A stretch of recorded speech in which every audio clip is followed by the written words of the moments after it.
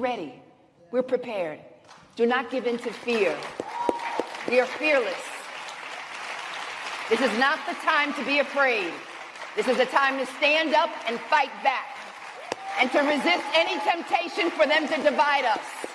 We're in this together. The rule of law is on our side. We will not give in, not give up. We will not capitulate. We will not bow. We will not bend. We will survive.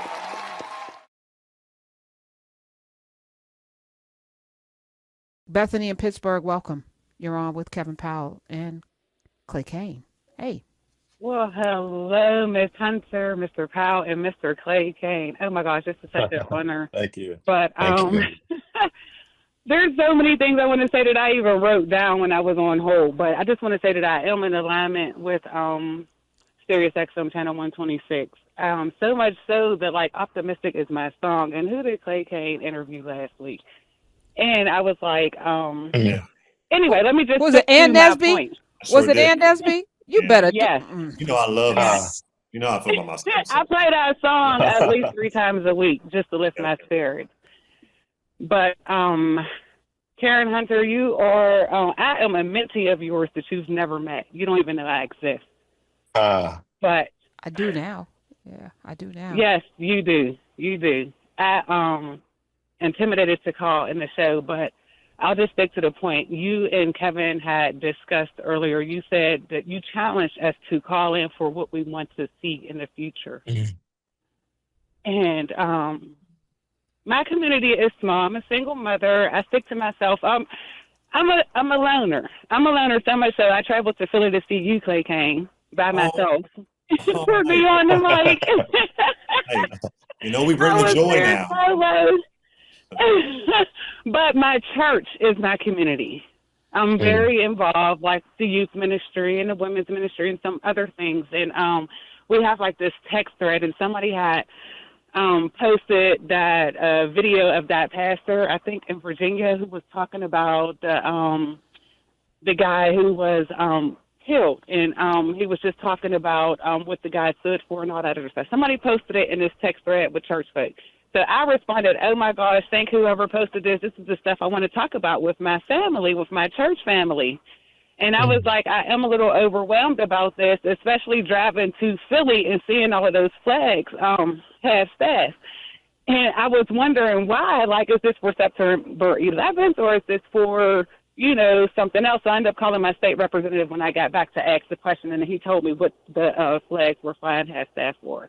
And I was like, oh, okay, so somebody needs to be primaried next year, you know, like, you know, just, you know, talking stuff. But anyway, my church family, I got hit with the Bible verse on Romans, telling me that those who go, it was something, those who go against the government will be persecuted and all of this and all that. That's what one of the people decided to respond to me. And I'm just like, wow, like, how do I continue to introduce? Because I'm not going to stop. As much as I don't like conflict and as much as I want to be quiet, drink my water, and mind my business, I have this feeling in the pit of my stomach that is like, Bethany, this is you. You need to start to have these conversations with people. So I was just wondering, any tips? That's what I want to see in my future and in my community. Brother Clay, you want to respond? Come on now. Y'all jump in. Clay, I mean, I know y'all not going to do me like this. I'm going I'll say this, you know, what I always say is make sure you don't shame people. You know, don't shame people for not knowing. Now, unless they're being ignorant or trifling, that's different. Then you might have to clap back. But people don't know, and it's designed for people to not know. It's intentional for folks not to know. So I try and not shame people. I also try, and you were just saying this to Stacey Abrams, I try and talk to folks beyond the D or the R. Okay, let's get beyond the D or the R. What do you care about? Do you care about your auntie having access to health care as she gets older? You know, do you care about insulin being capped at a certain point? Do you care about the potholes being filled in your street? Do you care about being able to vote if you want to, because maybe you're a non-voter? What if you would eventually want to vote? What are the basic things that you care about? And then normally, once we get to that, and it goes beyond the D or the R, you'll know who to vote for. You'll know who to support. But the other thing is that folks have to be activated and triggered in their own ways. Let me be clear. As activated and triggered as I was by Kevin Powell, I did not get the voting thing until I was 24 years old. And I saw people jumping out of buildings in 9/11, and President George Bush was reading My Pet Goat for 7 minutes. And I said, I will never not vote again. I'm not proud of that it took me until 24 to get it. But that's what my process and my journey was, because I was like, F the system. It doesn't really matter. My vote doesn't count. All that bullshit propaganda that I was taught. But, shaming me or saying that I was young and dumb didn't work. So I think it could be a journey of activation and triggers and whatever that might look like. So that's what I would say. I agree. Everything that Clay said, amen, amen, amen. And I would just add to the call and everyone listening, it's just really important to find your voice. Everyone's not meant to be an incredible radio host like Karen and Clay and Marie and everyone on this channel, 126. I think I said 127 earlier, 126. But you can do something with your voice. I mean, people are surprised when I say to them, I didn't speak probably at all the first 18, 19 years of my life. I didn't think my voice mattered. I was terrified of my voice, but I also came from an environment where my voice was often suppressed. To your point, Clay, what do young people have to say? And just shut up, basically. I dealt with a lot of abuse in different ways that it made me fearful of using my own voice. And so but when you find it, you realize that your voice actually matters and you can contribute something. It doesn't have to be something big. It doesn't have to be a national radio show like these folks have. That's incredible. You don't have to be a writer. All of us are authors. We've published books. You don't have to do that. But in your local community, where you are, Maryland, California, anywhere in this country, you can do something that is going to foment some sort of change. And that's what we need. It could be your church community. It could be your fraternity, sorority, whatever it is, or you could start something. I just say, what we say on this network, and I've heard consistently, become informed. And what's in your toolbox, voting is one of it, but reading is critical. If you can travel in some way so you can actually see at least little pieces of this country, if not overseas, but we've got to grow our imaginations, because that's how they get us. Why are we in the state that we're in? And something that Stacey Abrams said, Karen, that really stuck with me. Yes, 77 million people voted for Donald Trump, but 75 million voted for Kamala Harris. But there were 90 million people who did not participate at all. Those are the people, she said, and I agree with her, that we need to go after. Those are folks we need to trigger. We're the young Kevin Powell's, the young Karen Hunters, the young Clay Gaines out there who we can reach. And Clay hit it so eloquently, like, don't judge people, don't condemn people for not knowing stuff. I mean, when I was 18 years old, Clay, I knew nothing about Black history. I get to Rutgers, they was asking me questions, some of the upperclassmen students, I was like, I don't know. Faneuil Hemingway, I have no idea. Now, nothing. Like Harlem, nothing, like nothing.